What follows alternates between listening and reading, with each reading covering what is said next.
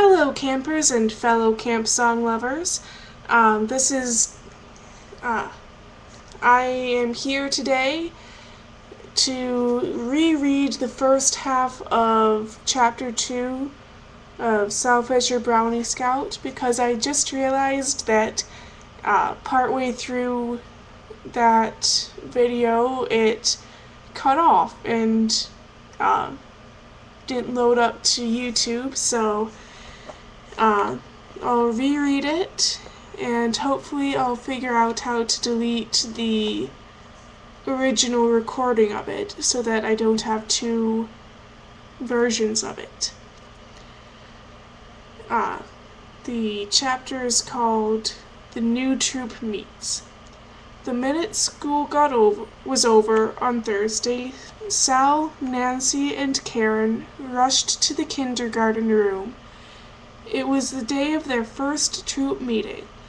Mrs. Peterson was there ahead of them. She wore her Brownie troop leader's uniform, and she was printing something on the blackboard. "When do we start, Mother?" Karen asked. "Not quite yet," Mrs. Peterson said. "Mrs. Feldman and Mrs. Jackson are coming to help me. And if all the brownies in the new troop are here today, we'll have 14 girls. Here comes my mother now," Nancy called from the window. "She's got the refreshments. Let's go meet her."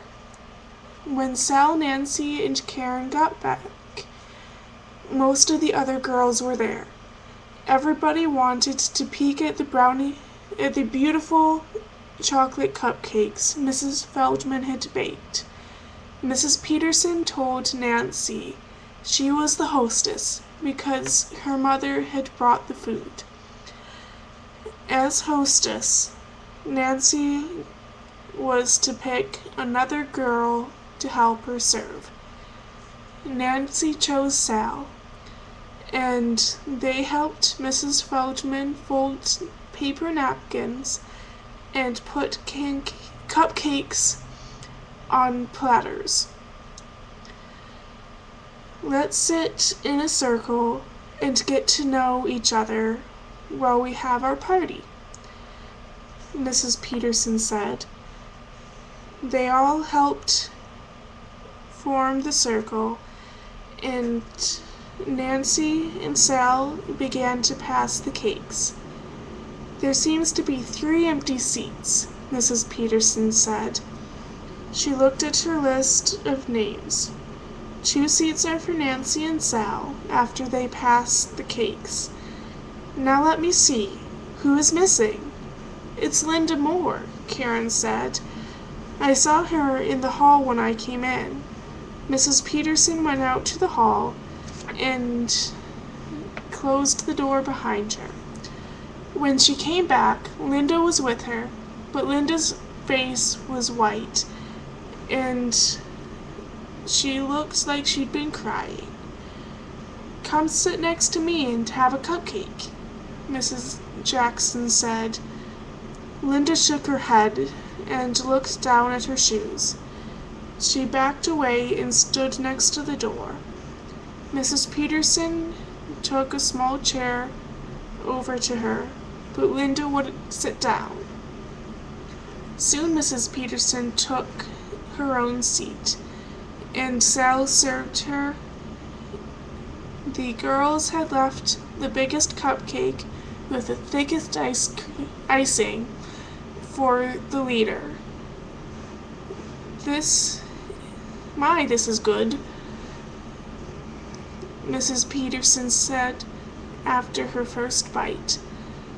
"Now let's go around the circle and say our names.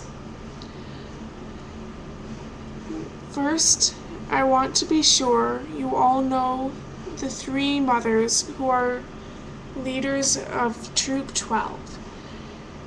I am Mrs. Peterson, and the 2 assistant leaders are Mrs. Feldman and Mrs. Jackson. Nancy's and Betty's mother. Now, we're going to spend some time at each meeting just getting to be friends and talking about brownies. Now let's say our names. The first to speak was Virginia Hill, sitting next to Mrs. Peterson. She shouted her name in such a loud voice that everyone laughed. Virginia's nickname was Ginger, partly because she was full of pep, and partly because of her freckles and ginger-colored hair. In class, Ginger was noisy and hopped in and out of her seat all day long. Brookdale was a small town, so Sal knew most of the girls. There was Nancy Feldman, Karen Peterson, and Betty Jackson, whose mothers were leaders. There was Linda Moore, who was still standing by the door. When her turn came, she said her name so softly nobody could hear it. There was Doris Cohen and Carol Page, who lived near Sal. There was Holly Bishop, who had broken her hip, but was well again at last. There was Anna Sumac, who lived on the farm. There was Sal Fisher herself, so busy looking around the circle she forgot to say her name when her turn came. There were also some girls Sal didn't know, but who knew each other very well. They were all in the other second grade class, and their names were Alice Brooks, Tony Palma, and Ruth Sisto, and Pat Connolly. Sal was getting to see that Alice was plump and that Tony's hair, like Sal's own, was straight as a stick. And this is a picture of the whole group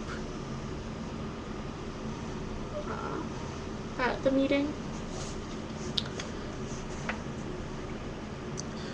We're going to have 3 years to have lots of happy times together and become very good friends, Mrs. Peterson said. We'll meet every Thursday afternoon until spring. Sometimes we'll stay right here and work together, and sometimes we'll go on hikes or trips, or to visit each other's homes.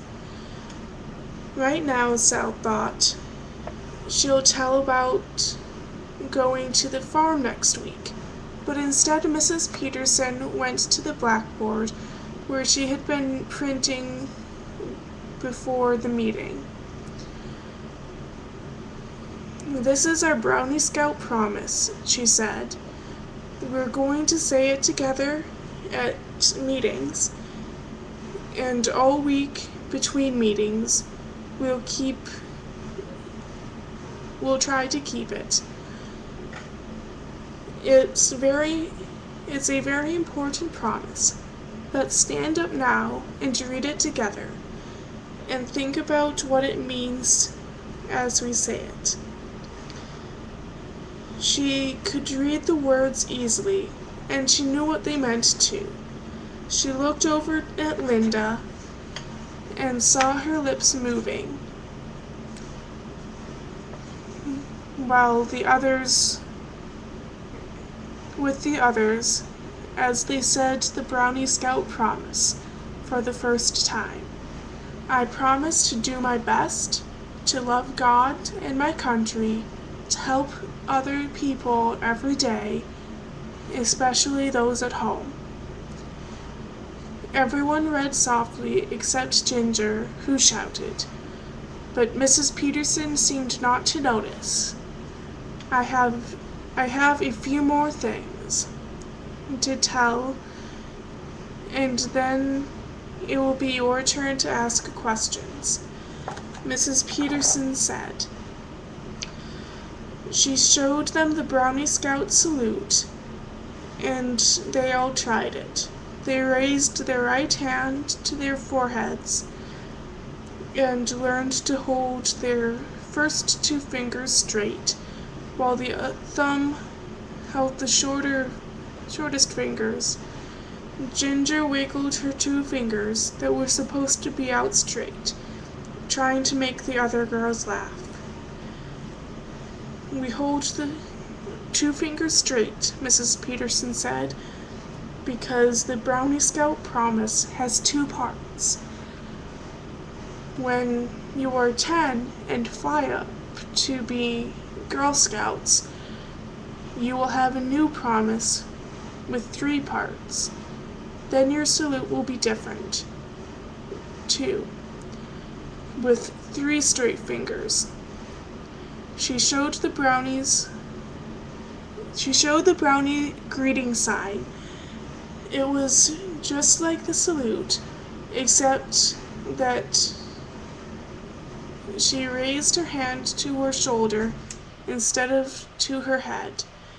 Then they practiced the brownie handshake, shaking their left hands while they did the salute at the same time. They walked around in a circle, trying it with each other. And here's a picture of them practicing. I hope you enjoyed this part of the chapter, and I encourage you to watch the other videos in this series. Have a wonderful day.